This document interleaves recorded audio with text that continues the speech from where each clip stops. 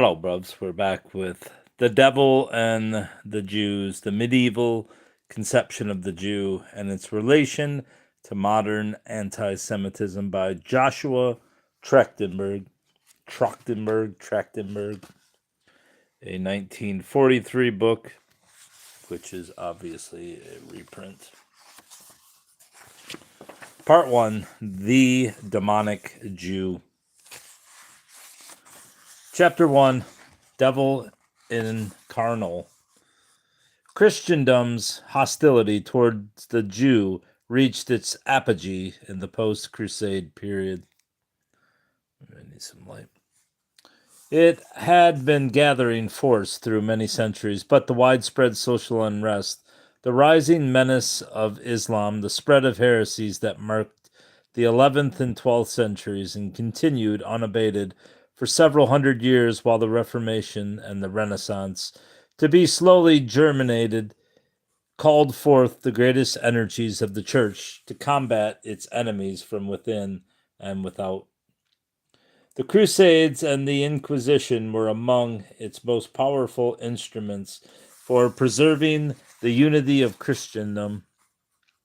It was inevitable that such a period of social and religious stress, especially noteworthy for a marked intensification of Christian fanaticism, should witness also a heightened antagonism toward the Jews, the most notoriously heretical and anti-Christian force in Europe. Living in the very midst of the citadel, whose security was being threatened from every side, the antagonism was not new, but the form and intensity it assumed as a result of the peculiar circumstances of the period were. The problem of understanding the medieval attitude toward the Jew is necessarily a complex one, for just as today a variety of factors operated during the Middle Ages to complicate and embitter Christian-Jewish relations, the anti-Jewish tradition stemming from the Gospels themselves, the dogmatic enmity of the Church underscored by the religious and cultural nonconformity of the Jewish people within what was essentially a totalitarian civilization, economic rivalry, and the sometimes superior, or at any rate strategic economic position of Jews, the gradual evolution of a new social balance of power and the political struggle it entailed, the emergence of the national spirit. These all played a part in estranging the two, and we must recognize also the universal ignorance and misunderstanding of Judaism and the sense of frustration and exasperation aroused by a people which, against all reason and the saddest of experience, refused to merge with the dominant Christian world, played in fostering a psychological antipathy toward them.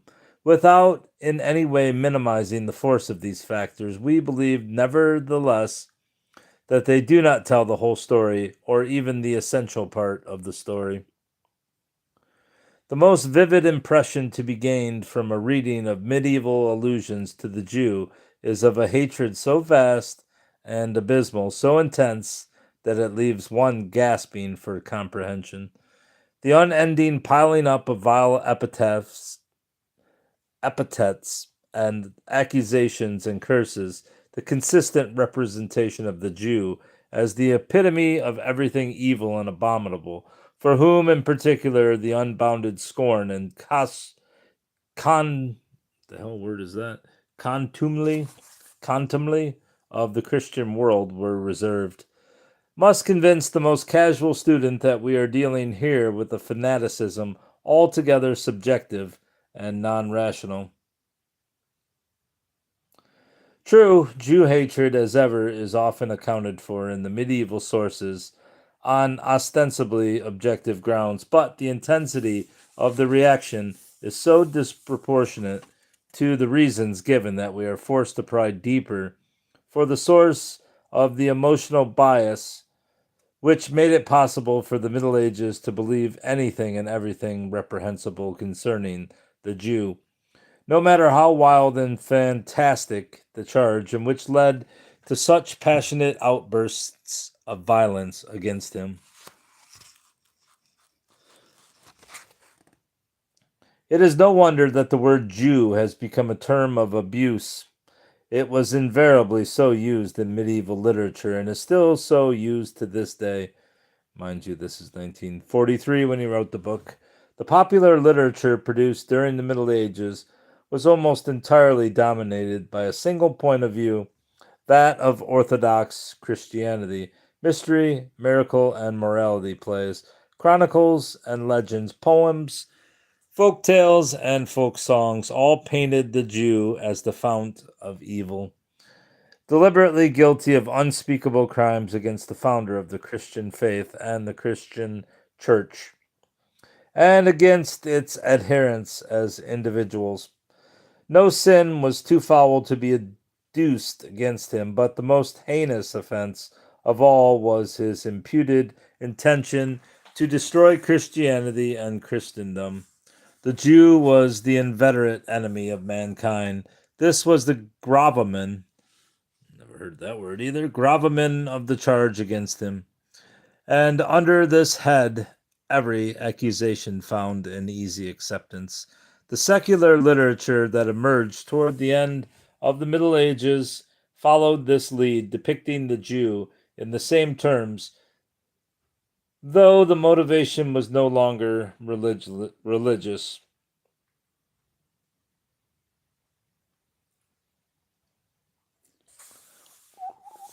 The secular drama, for instance, touching upon social matters, presented the Jew in a social role but possessed of the same vicious character, still the personification of evil, still the archenemy of society. The pattern was preserved for posterity. Where another note was permitted to intrude, it was only extremely rare one of kindliness and commiseration. More usually it was one of scorn and derision. The Jew was a comic as well as a vile creature. To the masses, the Jew who appeared upon the stage and in the tales and chronicles and moralized anecdotes or exempla of the preachers was not an individual but a type, the pattern after which the entire people was modeled. The Jew often lacked a name, rarely did he own personal characteristics, but more noteworthy still is the fact that a conscious effort was often made to represent him, even in material dealing with past events such as biblical drama and legend, not as a historical figure, but as the contemporary Jew with whom the audience was more or less familiar. The sins of Jesus' contemporaries were deliberately piled upon the collective head of medieval Jewry. In more than one German and French mystery play, for instance, we find such stage directions as that the Jews are to be Judish gekledet, clothed in Jewish garb, or avec ruel et bonnet cornu, with Jew badge and peaked cap. The distinctive dress of the medieval merchants and peddlers. In the Frankfurt Passion Play, the Jews who mock and strike Jesus bear names current in that vicinity until today.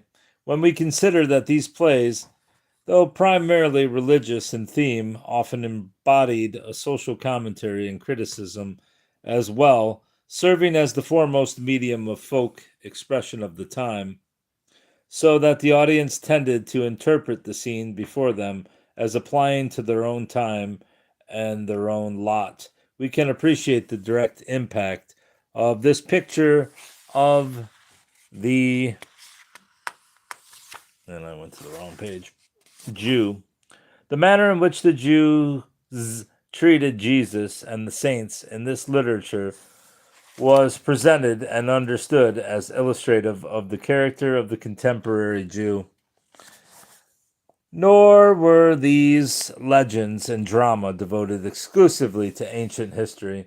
The manifold crimes attributed to the contemporary Jew also found a prominent place in them and served to substantiate and to fill out in to fill out the detail in the portrait drawn by the older material. I need something to hold this damn book.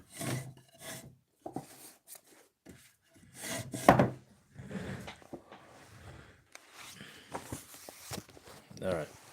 One underneath and one on the side. This ain't going to work, though. It's not heavy enough.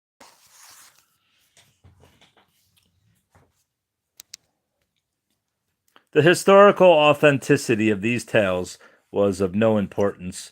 The Christian cherished them as his primary source of entertainment and instruction, and would have rejected out of hand, had this occurred to him, which it did not, any suggestion of a critical examination of their veracity. He could no more question them than he could the religious authority which proffered them, wrapped in the aura of highest truth. Whether what I am relating is true or not is no concern of mine, wrote a 12th century chronicler. It is told thus, and thus must it be accepted. From a careful student of the documents relating to alleged Jewish criminal acts of the sort we are interested in comes this statement. If we today must conclude that there is scarcely a vestige of objective truth in these accusations, it is nonetheless quite certain that the common people in toto, and indeed the greatest part of the more educated laity, was firmly convinced of the guilt of the Jews. It is this attribute of unimpeachability that renders the legends and charges so powerful an instrument in shaping public opinion. The medieval mind was ready to believe anything and everything, especially if there were any kind of written evidence for it, says E.B. Osborne. Supported by the official policy of the Church, actively propagated by all its organs of popular instruction, given added weight by the legislative enactments of secular and ecclesiastical authorities, the conception of the Jew which emerges from the literature became one of the basic convictions of the Middle Ages, a conviction that aroused deep-seated and unreasoning hatred, and from which all the individual specific charges derived their capacity to evoke the venom of the masses. Medieval Christendom was so firmly convinced of the incontestable truth of its own tradition and teaching that it could conceive of no rival truth. Curious as this may seem, there is overwhelming evidence that the Catholic world believed that the Jew himself recognized the truth of Christian doctrine. According to this view, the Jews knew that the coming of Jesus was foretold in Scripture, even though they stubbornly denied this. To the Christian, the conventional interpretation of Scripture was the only possible and sensible one. The Jewish interpretation could not, therefore, fail to seem the product either of willful misunderstanding or falsification.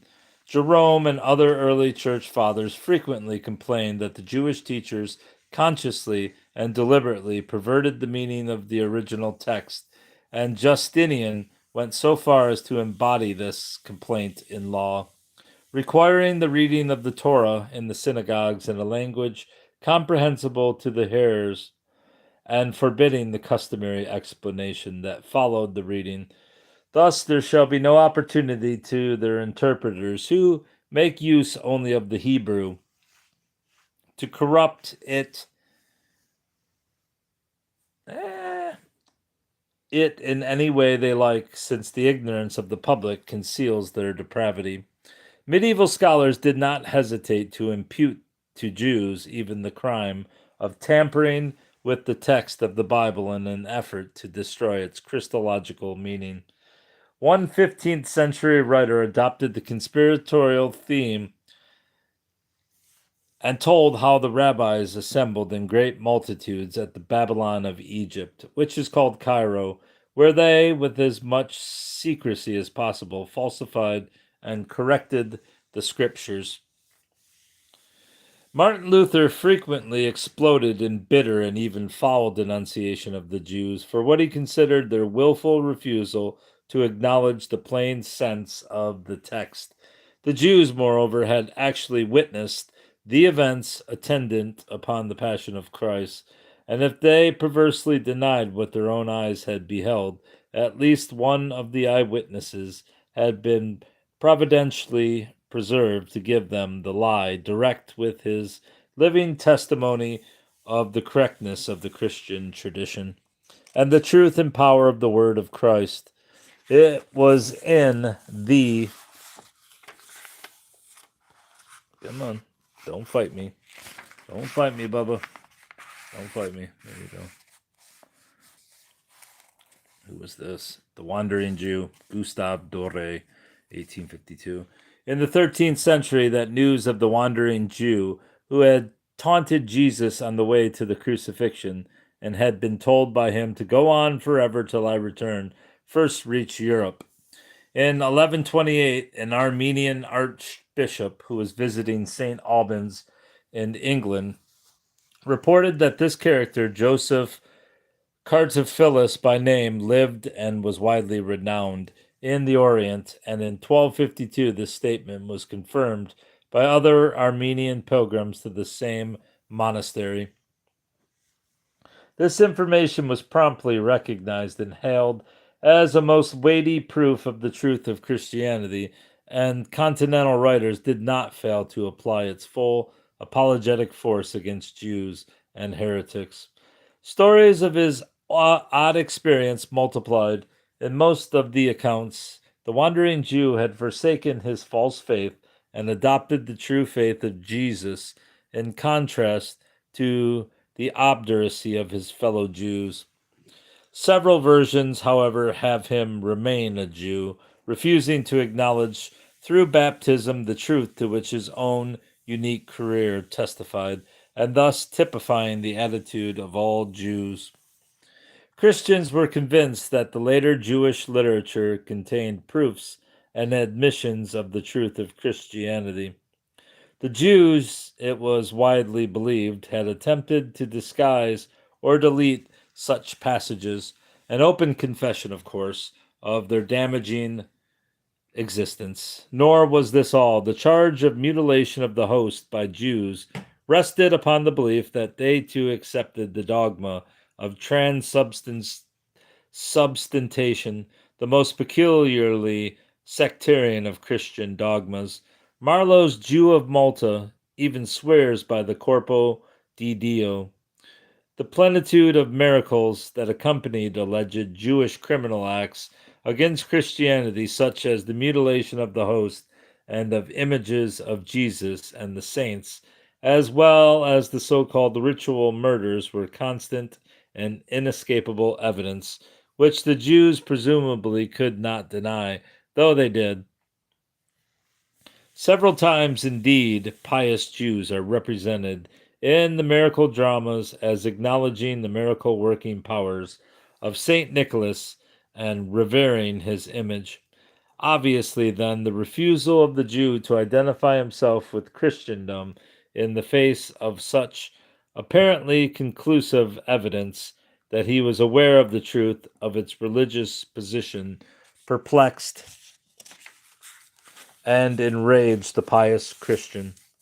As Cecil Roth points out in his recent study of the problem, the medieval mind was as keen and was as keen, as logical, and as eminently reasonable as is ours. It demanded and found an explanation of this seemingly inexplicable behavior, an explanation which accounts for the intense emotional antipathy that has ever since characterized Christian Jewish relations.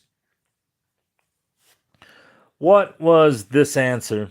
Roth's too ready acceptance of the usual view that Catholic Europe ascribed the bigotry of the Jew to sheer perversity and stubbornness leaves something to be desired. If his postulate of the reasonableness of the medieval mind is correct, as undoubtedly it is, then it is strange indeed that such a mind should ascribe to a group of people a type of psychology which is contrary to all human experience. Oh, it is an explanation which cannot satisfy us, and therefore we may assume that it did not satisfy medieval Europe either. We must seek further. The Jews were possessed of the spirit of perversity and stubbornness the medieval mind did not doubt. But whence came that spirit? How was it that the psychology of the Jews should be contrary to all human experience? The answer was that the Jew was not human, not in the sense that the Christian was. He was a creature of an altogether different nature, of whom normal human reactions could not be expected. Really, I doubt whether a Jew can be human, for he will neither yield to human reasoning nor find satisfaction in authoritative utterances, alike divine and Jewish. Protested Peter the Venerable of Cluny. What then? He was the devil's creature, not a human being, but a diabolic beast fighting the forces of truth and salvation with Satan's weapons. Was the Jew as medieval Europe saw him? One might as soon expect the devil himself to submit to of his own free will to Christ as the Jew. And again, such a foe no well of hatred was too deep, nor war of extermination effective enough until the world was rid of his menace. The answer is so grotesque that it must require a little reflection before we can accept it in all its literalness. If our minds refuse at first blush to countenance such a proposition, it is because Satan has been banished from our mental purview. Yet, in considering the medieval world, we must revert to the premises upon which the medieval Weltanschauung rested. We can follow its logic only by recognizing its underlying axiom. There's the word. I don't know how to say it. Weltanschauung. The devil has never played a very prominent role in Jewish thought as a distinct personality. During the Middle Ages, in particular, the figure of Satan was little more than an allegory whose moral was the prevalence of sin. But to the medieval Christian, he was a very real personage indeed, as real as at one end of the moral scale in the world scheme as Jesus was at the other.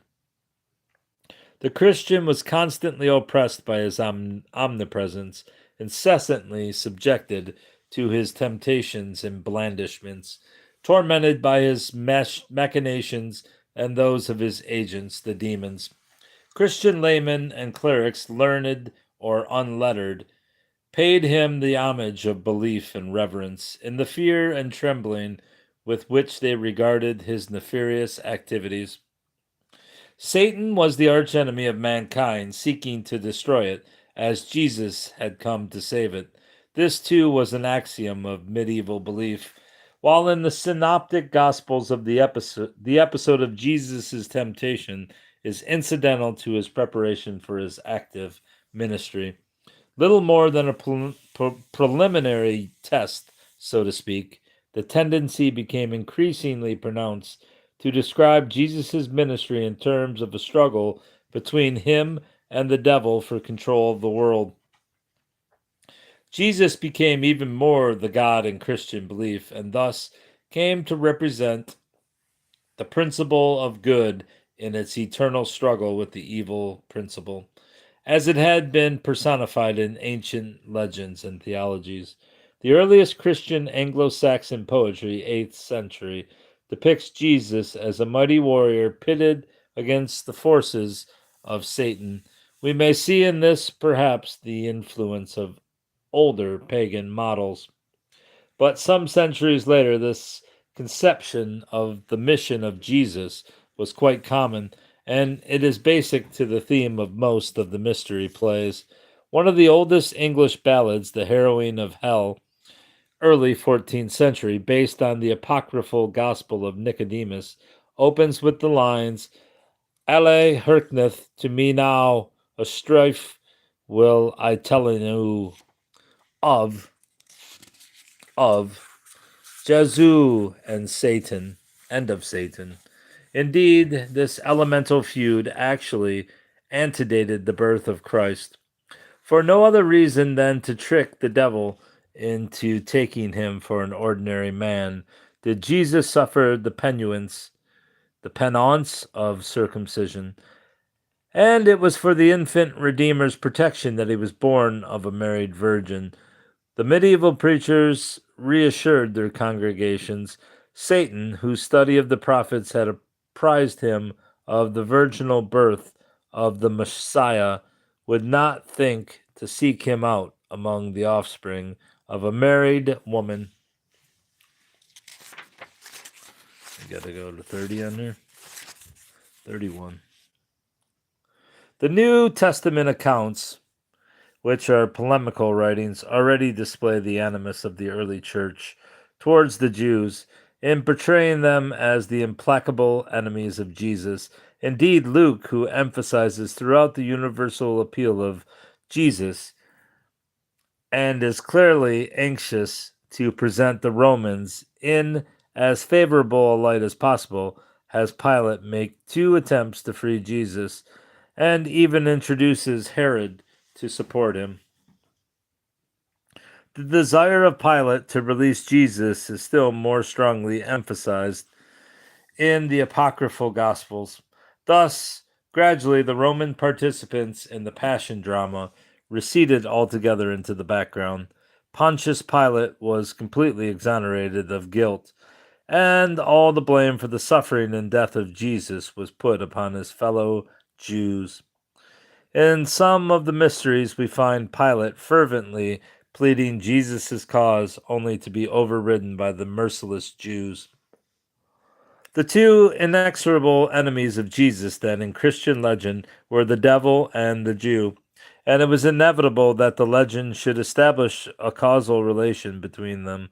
In fact, the association of the 2 in Christian polemic appears quite early. John, definitely hostile to the Jews, says of them that they are of their father, the devil. 8:4:4.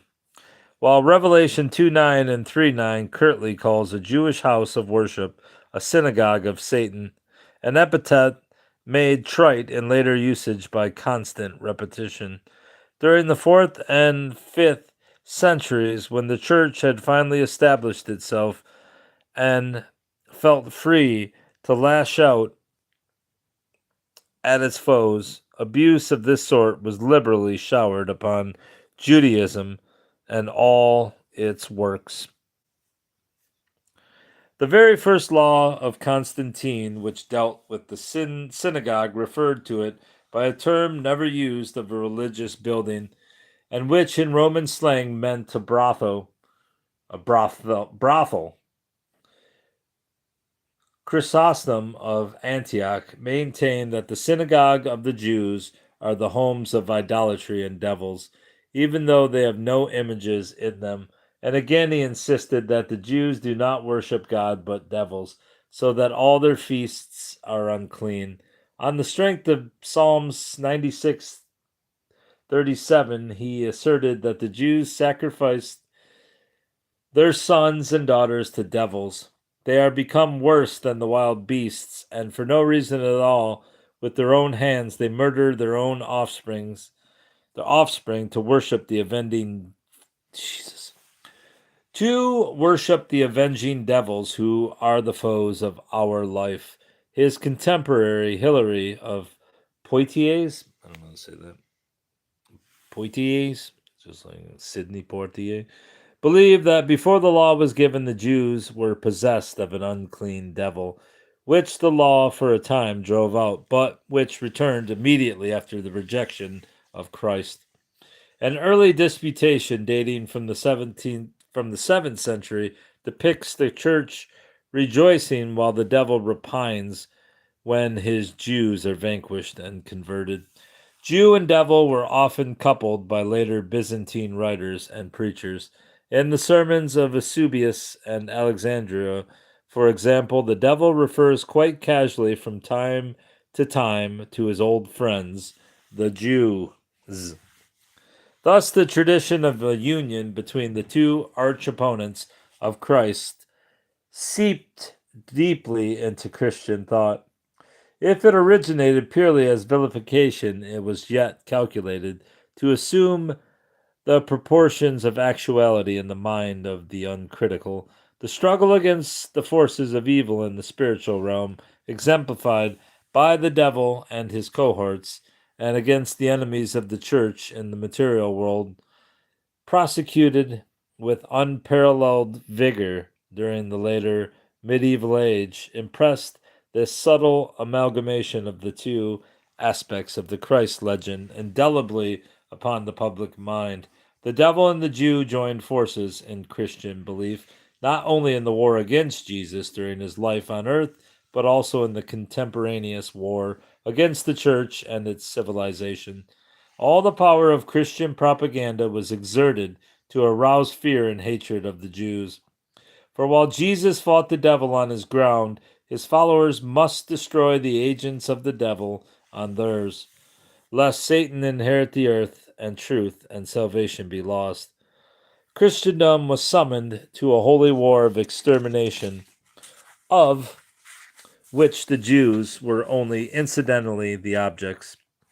It was Satan whom Christian Europe sought to crush. An examination of the available material demonstrates how deeply this conception of the intimate relations between Satan and the Jews was implicit in the medieval point of view. The mystery plays dramatized the events connected with the Passion of Jesus. It was here that the basic charge of Satanism was hurled against the Jews. It was some of the characters we find noted in a 14th century French mystery represent the Jews who have deserted God, while the others are the people of God.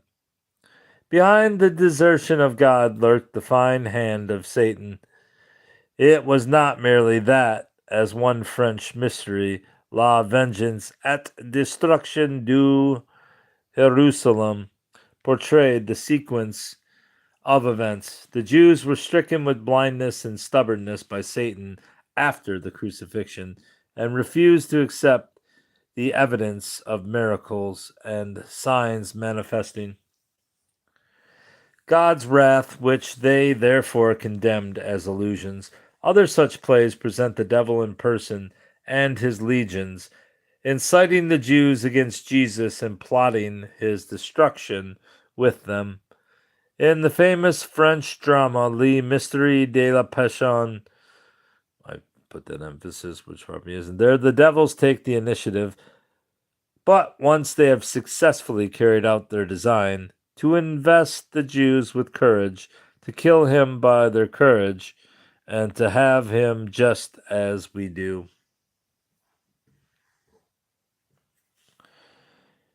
It is the Jews who occupy the center of the stage as the villains of the piece, which the devils hovering solicitously in the background. This mystery succeeds in playing up very effectively the joint conspiracy of Jews and devils. In the big scene, they work hand in hand, instigating Judas to betray his master and howl with demoniacal glee when their efforts are successful. Around the cross on which Jesus hangs, the Jews whirl in a dance of abandon and joy, mocking their victim and exulting in their achievement. This telling detail climaxes the crucifixion scene in a number of mysteries from England, France, and Germany.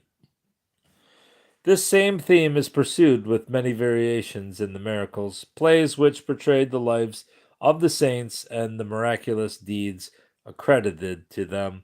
When a Jew is apprehended and condemned for mutilating a host, it is to the devil that he cries out for succor, while the Jew expires in agony at the stake, and this occurs in several of the plays. Devils rush in upon the stage to carry off his soul. Time and again, the Jews are described in these plays as devils from hell, enemies of the human race. In the Chaumont Christmas play, Jews are introduced upon the stage in the guise of devils, strenuously exerting themselves to prevent the entrance of the religious procession into the city. The earliest German version of the Faust legend pits a Jew against the devil, to whose wiles, of course, the Jew succumbs. The author does not fail to point his moral. Thus can the devil lead into error the minds of those whose hearts do not cleave to God's word. Here it is the Jew's refusal to accept the true doctrine that renders him defenseless against Satan. But the Theophilus legend, one of the most popular in the Middle Ages, which occurs in every language and in every literary form, and which strongly influenced the Faust legend, if it did not indeed serve as its model and source, puts the matter in another light. There are several dramatic versions of this tale, each presenting the situation with a somewhat different emphasis, but all agreeing on the essential point: the intimate relations joining devil and Jews. If one, the Low German version, appears to offer a surprisingly favorable picture of the Jew, this may be ascribed to its anti clerical motivation. Here, the pious Archdeacon Theophilus, who has suffered disgrace, turns for help to a magician with the plea that he direct him to the devil. Instead, the magician sends him to the Jews. But when he enters the synagogue and expresses a desire to join them, they decline to accept him, with the double edged contention that a bad Christian makes a bad Jew and is no gain for Judaism. He insists, however, and offers to sell his soul to any Jew as to the devil who will have him. Finally, one of the Jews gives in and shows him the way to the devil, but only after his strenuous efforts to dissuade the cleric from this course have been brushed aside with disdain. The Jew's parting shot as Theophilus enters the devil's abode is that not for all the money in the world would he become one of Satan's men. Of course, the inconsistency in the account is only too apparent. The Jews who profess to abhor the devil are known by the magician to be in touch with him, and in the course of events prove this to be so. But the author is not bothered about consistency. His seeming defense of the Jews itself a comic touch whose implausibility will not escape his audience, is a foil to his primary satire on the Christian clergy, which is readier to serve the devil than even the Jews are. The approach of the other German version is less circuitous. Theophilus repairs directly to a Jew who introduces him without much ado to the devil, to whom the archdeacon renders over his soul in return for restoration of his position and reputation. The French version, not content with so simple a statement, emphasizes the relationship between Jew and devil far more sharply. Theophilus has already lost his soul to the devil when he appeals to the Jew for help. But instead of freeing him from Satan's clutches, the Jew, all the while Satan's ally through posing as the friend and protector of the tormented cleric, actually is the instrument of his final delivery into the devil's hands. I have such great power in his court, the Jew reassures Theophilus, and when Satan appears in response to his call, the Jew greets him as my king and my lord, my master and my companion. Yet the Jew does not hesitate to command Satan to display his own power and authority over the lord of the underworld. The Jew is even Satan's master, just as intent as he is upon the destruction of Christian souls. Indeed, we read of the Jewish devil as though the devil were himself a Jew. Many Christians has he thus conquered, chants one writer. Through his counsel, his many through his counsel has many a soul descended to the fire and flames of hell.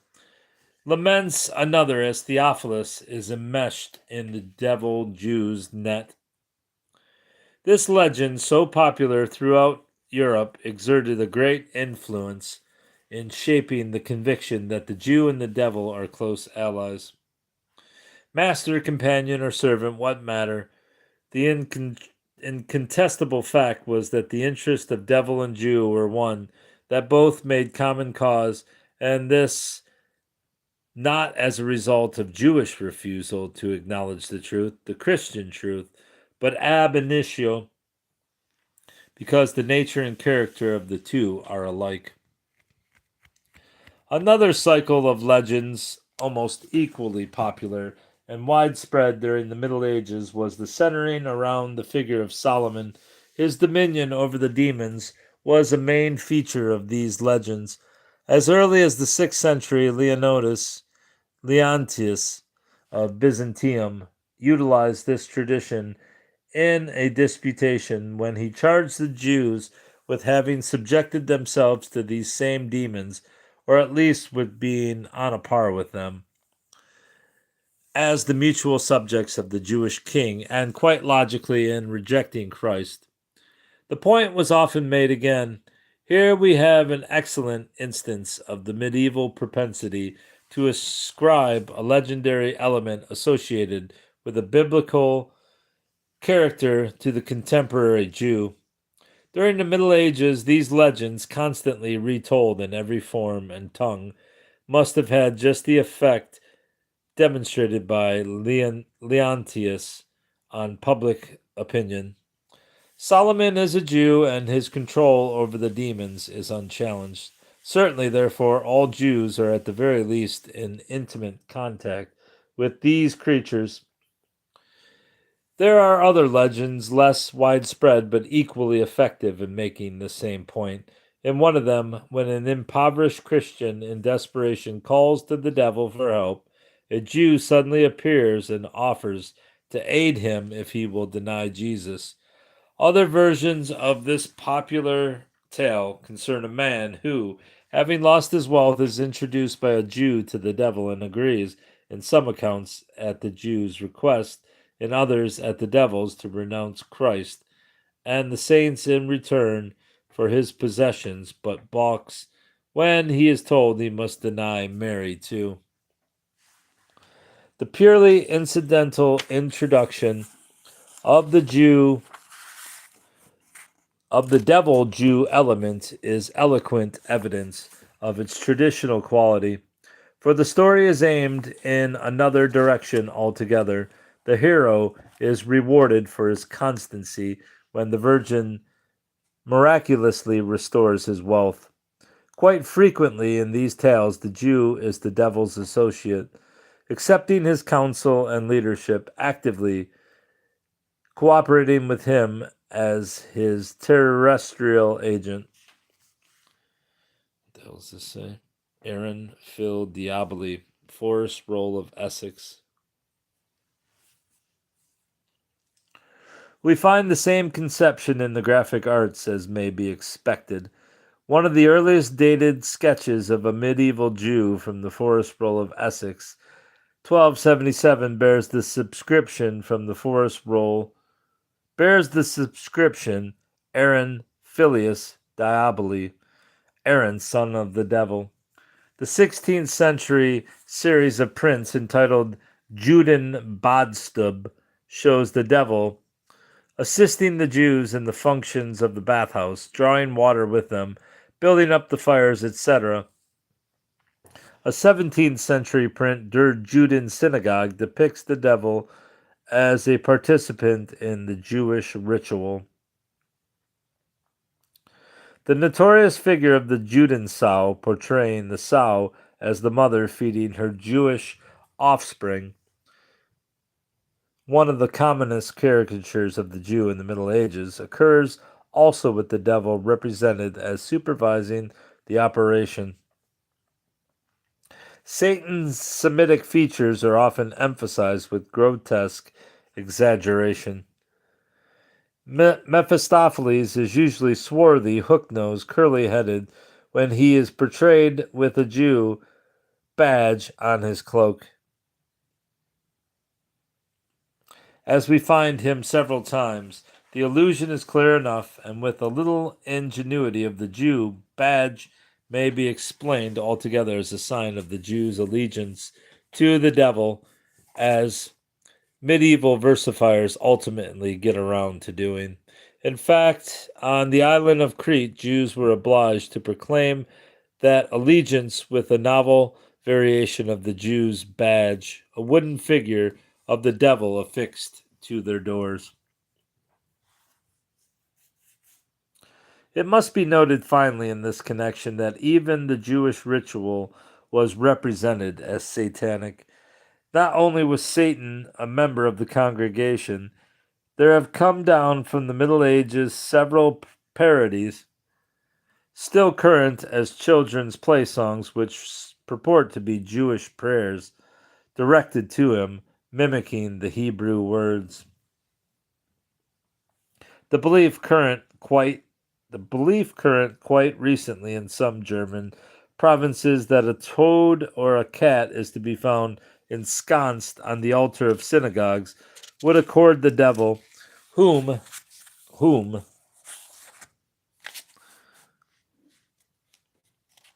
der Judenbastub, who these creatures represent, a position analogous to that of Christ in the church. We'll come back to these illustrations. Many innocent ritual practices, as we shall see, were interpreted as of sinister anti-Christian import. When the Jews prayed, it was said, their most fervent prayers were for the destruction of the Christians. Very few doubted that Jewish ceremonial required the use of Christian blood during the Passover service, on Purim, at circumcisions, at weddings. Even the Jewish inability, or rather refusal, to read into the Bible what Christians found there was in the end attributed to the spite of the devil, who put such absurd nonsense into men's minds. Only the verse V. I can't say this. You're going to have to read that yourself. The Versi Weifenfelten Tuschwelschulen Maler der Juden could refuse to acknowledge what all right-thinking men could plainly read in Scripture. What more authentic reflection of the prevailing opinion can we hope to find than Shakespeare's line from The Merchant of Venice 3:22? Let me say, Amen. Betimes lest the devil cross my prayer, for here he comes in the likeness of a Jew, and as succinctly and finely as the proposition may be put, certainly the Jew is the very devil incarnal. Thought it was going to say incarnate, but it is undoubtedly true that often the ascription of a satanic nature and allegiance to the Jew must have been intended merely as invective, the cuss words of a bygone age, yet the charge could not have been so frequently and insistently iterated even in mockery or as abuse without leaving its impression upon the suggestible mind of the masses. Moreover, it is inescapable that the accusation was only too often leveled in all seriousness. Oh, on no other supposition can we understand how it was that the masses, and not only the masses were guilty here, but their intellectual and spiritual mentors as well, could be led to credit the vilest charges on the flimsiest of evidence, and to rise up repeatedly against the Jews with such overwhelming fury and violence. All right, that's the end of chapter 1, and we'll go back and look at these illustrations. Satanic figures identified with the Jew badge from the title page of Der Juden Urbarkeit, 1571. Satan attended by Jews. Pierre Boisdenal, Histories, Prodigies. Prodigies? I don't know how to say these damn foreign words. Der Judenbatstube, an early 17th century satire on Jewish cleanliness. Since the devil helps prepare the bath, it serves only to produce blindness. When the Jews seek to wash himself clean of sin in the river, the devil downstream gathers up his sins and has a hotter bath awaiting him in hell. The last two pictures reproduce the Juden Sau Simon of Trent theme from the Frankfurt Bridge. I don't know what any of that means, but that's that. All right, Bobs. That's all, bruv.